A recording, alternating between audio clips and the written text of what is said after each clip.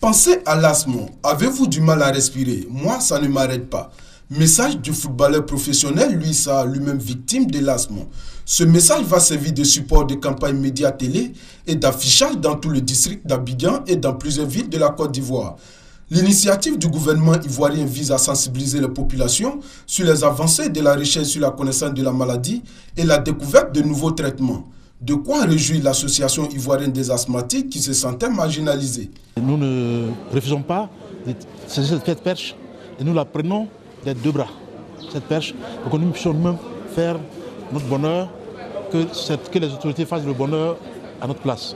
L'asthme est une pathologie fréquente en Côte d'Ivoire. 20% de la population en sont victimes. La prévalence en milieu scolaire est passée de 8% en 1998 à 15% en 2000. En milieu hospitalier aussi, il représente 5% des malades hospitalisés et 25% des patients vus en consultation de pneumologie.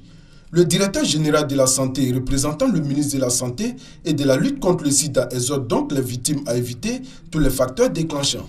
Les conditions telles que l'excès de poussière, le jeu avec les poils des animaux, quand on fréquente par exemple les fleurs, ce sont des déclencheurs, les allergènes qui favorisent les crises. Le représentant de l'Organisation mondiale de la santé OMS, Dr Bianca, lui dira qu'environ 235 millions de personnes dans le monde souffrent de l'asthme.